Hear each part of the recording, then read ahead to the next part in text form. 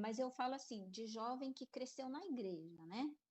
Porque aqueles que não conhecem, ok, já conhecem praticamente o mundo, digamos assim, né? Nós estamos falando assim de jovens que cresceram praticamente na igreja, né? Que seguem a igreja juntamente com os pais desde pequenos, e aí chega uma certa idade que determinadas amizades, né? Que eles se deixam levar também pelas amizades, né?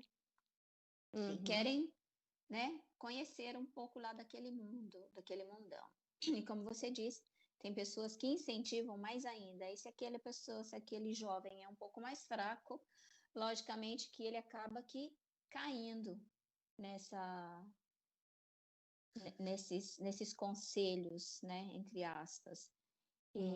E aí isso é um perigo, né, para que ele venha se desviar do caminho. Mas como você falou no início, né? Ensina o caminho, como tem aquele versículo, ensina o menino no caminho que ele deve andar, né? Para que quando ele for grande, para quando ele crescer, ele não se venha se desviar do caminho dele. Eu digo de mim mesma também outra vez, porque eu lembro quando criança, a minha tia começou a me levar junto com ela para a igreja. Eu acho que eu tinha o quê? Uns 8 anos? Eu acho que uns 8, 10 anos, eu acho que na época eu tinha. E eu me lembro, eu não gostava de ir, eu não queria ir. Eu sei que pode ser que acontece muito hoje também, em muitas famílias, que às vezes os filhos não querem ir e os pais obrigam. Eu digo que eles fazem bem. Digo que eles fazem bem porque quando eles forem grandes, eles não vão se desviar dos caminhos do Senhor. Eles podem, talvez, com o tempo, andar por uma estrada diferente, mas eles vão sempre se lembrar de Cristo. Eles vão sempre se lembrar, como eu me lembrava sempre e como também depois o Senhor me chamou, porque eu creio que eu já tinha uma chamada desde aquele tempo de criança, né? E eu creio que os meus tios também oravam por nós, pela nossa família. É, é, e, enfim, quando eu cheguei a uma determinada idade, né? O Senhor disse: agora é o teu tempo, Cleusa. Agora você é Glória a minha. Deus. Você vai vir para mim agora. E foi assim, né? Então, eu creio que nada é em vão, né? Você levar uma criança para os pés de Jesus, levar para a igreja, não é em vão. Nunca, Não. Quando jamais. eles falam, para você ganhar uma alma, na verdade, você tem que ganhar uma criança. Porque tem uma vida inteira pela frente, uma vida inteira para servir a Deus, para desfrutar do que Deus tem para ela. E aí, quando você prega para um adulto, né? Praticamente metade da vida daquele adulto foi desperdiçada longe de Deus. Então, uma vida para Jesus é quando você ganha uma criança. Você ganha uma alma, independente da idade, mas para você ganhar uma vida inteira, você tem que ganhar a criança, né? Porque tem uma frase que a gente escuta desde que o mundo é mundo, que fala assim, que a criança é o futuro do amanhã. A criança é o pregador de hoje. Porque quando a criança escuta algo na igreja, o coração da criança arde para chegar nos pais e falar assim, eu fiz isso, a tia fez aquilo, e aí desperta nos pais o desejo de ir para assistir a criança na igreja, né, a apresentação. É um pequeno missionário, né? E aí o adulto vai para a igreja e acha muito legal, e a última coisa que o adulto vai pensar é levar a criança. A última coisa, não, domingo tem escolinha, é muito cedo para não vai querer vir, não. Eu não vou levar a criança para o culto, não, porque senão vai fazer bagunça, né? Tipo assim, o adulto não se importa de levar o evangelho para casa, mas a criança quer trazer os pais, Eu né? acho interessante, irmã Juscelia, que você me fez lembrar aqui, né? Lá na minha igreja, tem uma irmãzinha, ela tem um menino, ele deve ter o quê? Acho que ele deve ter uns 3, 4 anos, acho que nem isso direito, né? 4 anos, acho que não chegou ainda a 4 anos, eu acho. Então, assim, quando eles estão ali, né, é uma gracinha. Às vezes a gente até ri, né, mas a gente fala glória a Deus por isso, né? Que a mãe ensina. Então, quando chega o momento da oração, que os irmãos dizem, irmãos, então agora nesse momento nós vamos orar. E quando começa a orar, ele é uma gracinha. Ele pega e se ajoelha na cadeirinha dele e fica assim, sabe? Ai. Orando. Então, é uma graça. Deus E aí sabe o que ele está falando com Deus, né? o que a criança faz? Imita os adultos, né? Exatamente. Paulo fala, sede meus imitadores, como eu sou de Cristo. As crianças são imitadores dos adultos. Exatamente, eles vêm imitar os pais, né? Os irmãos. Amém, glória a Deus. Então, é muito lindo. Eu até tinha falado contigo quando eu chamei para fazer isso, que Paulo, é muito lindo. Se você não consegue viver ainda aquilo que está escrito, imita. Não é ser hipócrita, né? Eu vou fazer se o meu coração não quer que eu faça, mas se o seu coração, o desejo do seu coração, do meu coração, for fazer o que Deus quer, né? Ser um filho mais próximo de Deus, eu tenho que fazer, mesmo sem estar com vontade.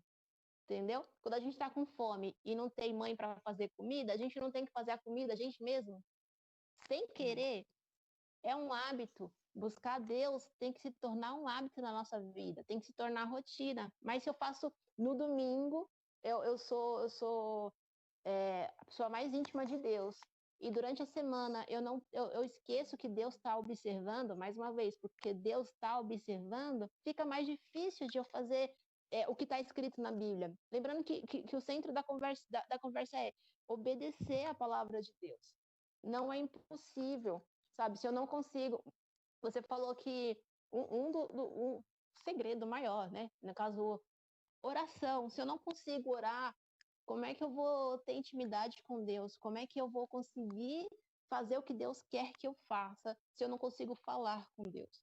Às vezes as pessoas se prendem tanto em, mas para orar eu tenho que arranjar um tempo, dobrar meu joelho. É bom você separar um tempo para Deus, é bom você passar 1 hora joelhado, sem ninguém. Mas às vezes é difícil, às vezes a gente trabalha, às vezes tem tantas coisas. Mas conversar com Deus não pode deixar de ser minha prioridade. A minha pastora, que é uma bênção, os maiores testemunhos que eu me inspiro nela sempre quando ela vai lavar a louça, sabe? Lavar a louça, ela aproveita para conversar com Deus. E aí Deus responde a oração enquanto ela lava a louça, Deus renova ela enquanto ela lava a louça. Com certeza. E aí uma vez na minha casa, eu estava arrumando a casa, e aí eu fui, na hora de lavar a louça, eu lembrei. Aí eu fiz um desafio. Eu falei, não, Deus, peraí, eu quero também. Porque é um mistério na louça, sabe? Tipo, minha pastora. Falei, não, peraí, eu vou tentar. E aí eu ela. Comecei a lavar a louça, aí comecei, então, Deus. Aí eu comecei a conversar com ele, aí eu comecei a louvar e conversar, e do nada eu comecei a chorar, e eu parei de lavar a louça, eu falei, não, eu vou lavar essa louça. E chorando. É um mistério. Parecia que, tipo assim, todo o líquido do seu corpo tava saindo pelos meus olhos, assim, sabe? Porque, assim, foi muito lindo, cara. Tipo assim, foi céu na terra. Por quê? Porque eu estava imitando a minha pastora. Eu falei, não, Deus, eu quero aquilo que ela estava sentindo. Que ela sente quando eu tava a louça conversando contigo. E acontece. Não consegue fazer. Tenha pessoas que te inspirem. A minha pastora, para oração, me inspira muito, Cleusa, de verdade. Amém. Sabe? Porque é bênção. Então, se você acha que é difícil viver a parte de santidade, ande com pessoas que você se inspira, fala assim, não, ali consegue, ali sofre as aflições, mas consegue se manter santo. Se você acha difícil viver a parte da Bíblia onde fala, sei lá, da viuvinha, né, não consegue ofertar na igreja, um exemplo. Ande com pessoas prósperas na igreja. Pergunta qual é o segredo dela, que ela vai dizer, que é quando a palavra de Deus fala que aquele que dá semente ao que semeia não falta. Ande com pessoas que você queira, não inveja, mas que você quer também ter aquela bênção, sabe? Porque pessoas prósperas transbordam prosperidade, pessoas santas transbordam santidade. Queira um pouco de cada pessoa, queira um pouquinho da intimidade, não da Elias e Eliseu, né? O que um queria? Um queria o dobro da intimidade, da unção. Sim, do que a unção dobrada. Uhum. eu quero também. Eu quero orar. Amém. Eu sou dobrada, né? Eu falo com os irmãos na minha igreja. Eu quero ser a metade do que a minha pastora é. Entendeu? E Amém. pessoas para se inspirar, sabe? Que aí, voltando, você vai se inspirar em pessoas que nem querem papo com Deus. Como é que faz? Verdade. A gente tem que procurar pessoas que nos aproximem de Deus. Essa frase aí, normalmente, é para quem está procurando um namorado, né? Fala assim, queira alguém que te aproxime de Deus. Não, queira amigos que te aproximem de Deus. Queira irmãos na fé que te aproximem de Deus, porque tem irmãos que só vêm Exatamente. para igual as raposinhas, né? Só vêm colocar Uhum. caraminho pra falar mal dos outros. É. Mas tem pessoas que falam assim, que honre o pastor, para você conseguir honrar o seu pastor também. Procurem andar com pessoas que honrem os pais, que tenham um relacionamento saudável com os pais. Fala assim, não, eu quero também.